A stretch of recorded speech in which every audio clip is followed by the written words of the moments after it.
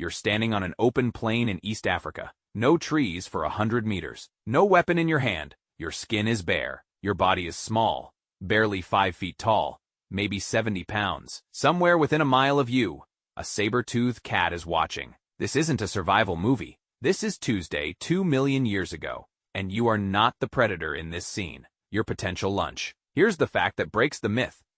Homo habilis, one of the first creatures ever classified in our own genus. Homo had a brain less than half the size of yours, about 550 cubic centimeters compared to your roughly 1,350. It stood shorter than the average 10-year-old today, and it was, by almost every physical measure, weaker than the chimpanzees sharing its landscape. We like to imagine our ancestors as scrappy conquerors, clawing their way to the top of the food chain through sheer grit. The real story is stranger. For nearly 1 million years, the beings that carried the first spark of human identity weren't climbing to the top of anything. They were surviving at the bottom, in one of the most dangerous ecosystems on Earth. And that fragility may be the exact reason you're capable of reading this sentence right now. In 1960, at a site called Olduvai Gorge in northern Tanzania, a teenager named Jonathan Leakey found a jaw and hand bones eroding out of a hillside. His parents, Louis and Mary Leakey, had spent nearly 3 decades searching that gorge for evidence of early human ancestors. Jonathan's discovery, later catalogued as O7, became the type specimen for an entirely new species. In 1964, Louis Leakey, along with anatomist Philip Tobias and anthropologist John Napier, gave it a name, Homo habilis. Handyman. The name wasn't poetic flourish.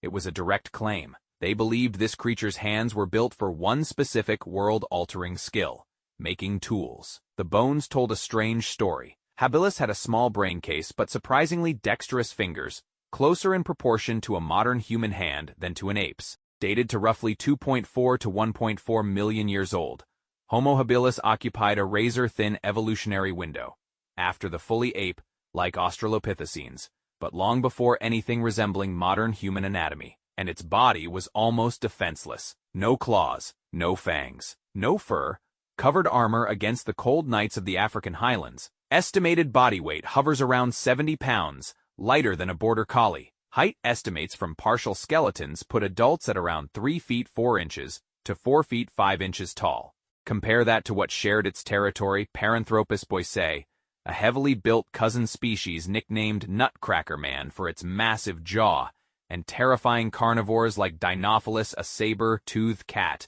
built specifically to hunt primates. Homo habilis had no armor, no size advantage, no speed, but here's where it gets stranger. In 1931, at a site called Olduvai Gorge, the same gorge that would later yield Jonathan Leakey's jawbone, researchers began uncovering something that shouldn't have existed yet: sharp-edged stones. Not naturally fractured rocks, but stones deliberately struck at specific angles to produce a cutting edge. Archaeologists now call this technology the Oldowan toolkit, dated to roughly 2.6 million years ago, potentially even before Homo habilis itself appears in the fossil record. A method: strike a rounded core stone with a smaller hammerstone at precisely the right angle, and a flake splits off with an edge sharper than anything nature produces on its own. That flake could do something no habilis tooth or fingernail could. It could slice through hide. This changes the entire picture of what weak meant. A creature that couldn't outrun a hyena or overpower a leopard could now crack open a carcass that predator had already killed and abandoned.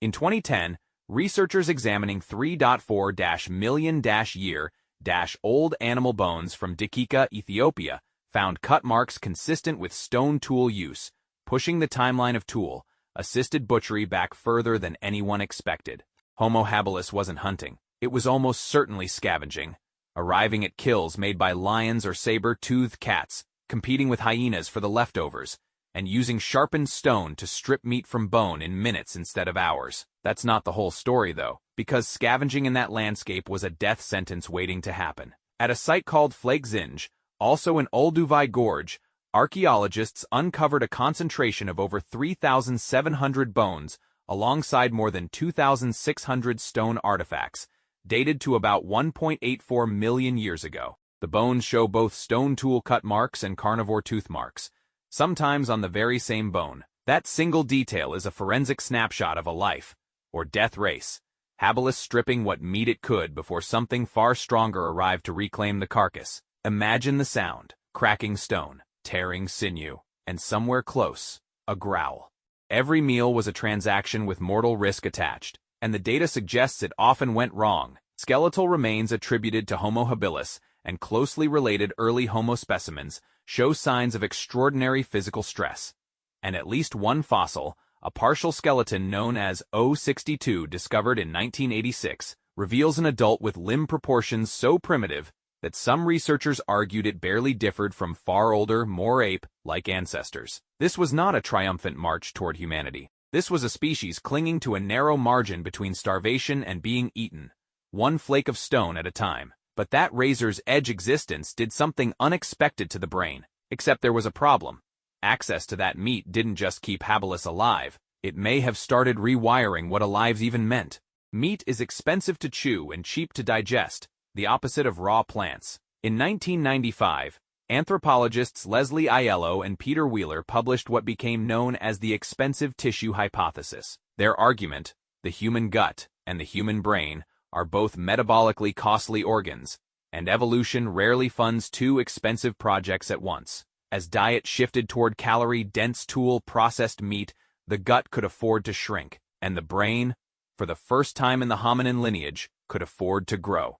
The numbers back it up. Early Homo habilis brains averaged around 550 to 687 cubic centimeters. Its descendant, Homo erectus, appearing roughly 1.9 million years ago, carried a brain closer to 900 to 1,100 cubic centimeters. Within about 500,000 years, brain size had climbed by nearly 60%. Not because the environment got safer, because a starving, scavenging, undersized creature had found a way to unlock calories no other animal on that plane could access as efficiently. Stone tools didn't just cut meat, they cut open a metabolic bottleneck that had capped hominin brain size for millions of years. And there's a second layer to this that rarely makes it into the popular story. At sites like Kanjera South, in Kenya, dated to about 2 million years ago, archaeologists found stone raw materials that had been carried from sources over 10 miles away. That means something remarkable.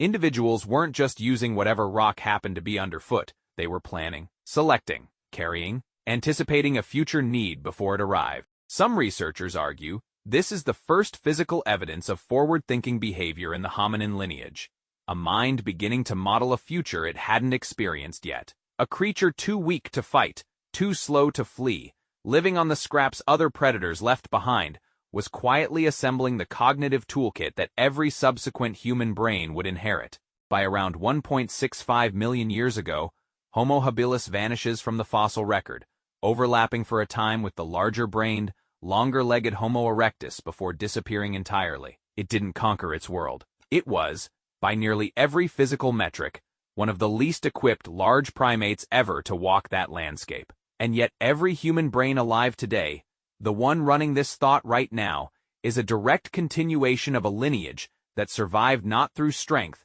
but through a sharpened rock and a narrow margin of calories stolen from smarter, faster, deadlier animals. The next time you feel outmatched by something, a task too big, a body too limited, a situation stacked against you, consider what your ancestors were working with. No claws, no speed, no size. Just a stone, a carcass, and about 4 minutes before something stronger showed up to take it back.